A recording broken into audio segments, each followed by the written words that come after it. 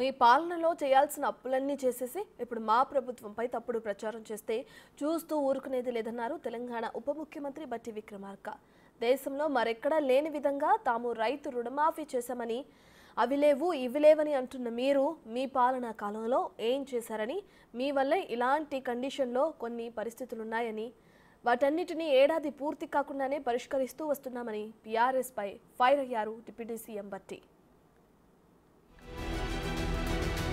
ఖమ్మం జిల్లా కాంగ్రెస్ పార్టీ కార్యాలయంలో deputy CM Bhatti Vikramarka hot comments చేశారు. తాను, సీఎం రేవంత్ రెడ్డి, మంత్రులు, ఇతర ఉన్నతాధికారులతో కలిసి రాష్ట్ర వ్యాప్తంగా ఉన్న స్కూళ్లలో భోజనం చేశామని, మంచి పోషక విలువలు కలిగిన ఆహారం పిల్లలకు అందించామని అన్నారు భట్టి విక్రమార్క.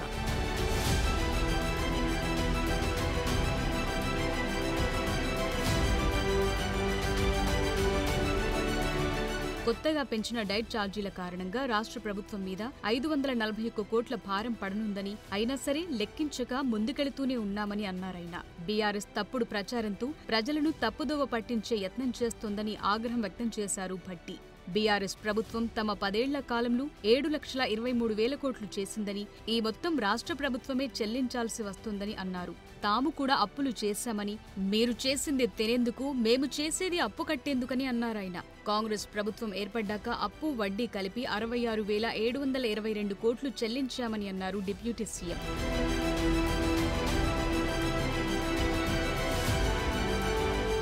ఇంత భారం రాష్ట్ర ప్రభుత్వం మీద వేసి బీఆర్ఎస్ తమ ప్రభుత్వంపై అసంబద్ధమైన ఆరోపణలు చేస్తోందని, 10 ఏళ్ల పాటు మీరు పెరిగిన ధరలకు అనుగుణంగా రేట్లు పెంచలేదు కాబట్టి విద్యార్థులు తినే అన్నంలో పురుగులొచ్చాయని, రెసిడెన్షియల్ స్కూళ్లలో టాయిలెట్స్ కూడా లేవని మాట్లాడుతున్న మీరు మీ పాలనలో ఎందుకు పట్టించుకోలేదని నిలదీశారు డిప్యూటీ సీఎం భట్టి.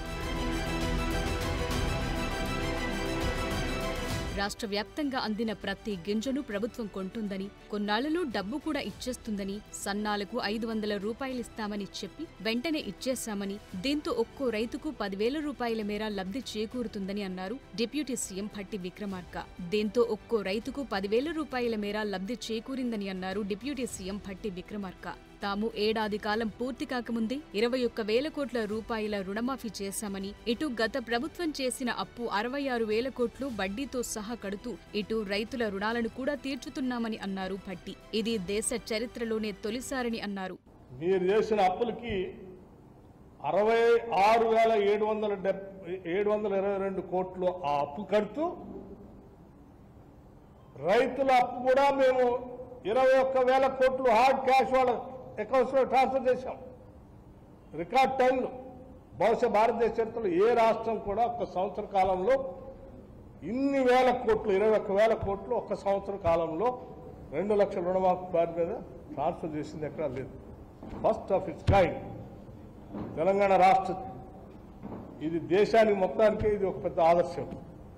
రైతు భరోసా, రైతు బీమాతో పాటు 28 లక్షల పంప్ సెట్ల విద్యుత్ బిల్లులు సైతం చెల్లిస్తున్నామని, ఒక్క ఆయిల్ పామ్ కోసమే 40 కోట్లు విడుదల చేశామని అన్నారాయన. రైతుల కోసం ఇప్పటి వరకు 50,000 కోట్ల రూపాయలు చెల్లించామని అన్నారు. 10 ఏళ్లలో బీఆర్ఎస్ పంట నష్టపోయిన రైతులను అస్సలు పట్టించుకోలేదని, అది ఈ ప్రభుత్వం పూర్తి నిబద్ధతతో పనిచేస్తోందని అన్నారు. భూమి లేని నిరుపేదల గురించి కూడా ఈ ప్రభుత్వం ఆలోచిస్తోందని, డిసెంబర్ 28వ తేదీన మొదటి ఇన్స్టాల్మెంట్ ఇస్తుందని, రైతుల పక్షాన వ్యవసాయం పక్షాన కాంగ్రెస్ పార్టీ నిలబడుతుందని అన్నారు భట్టి.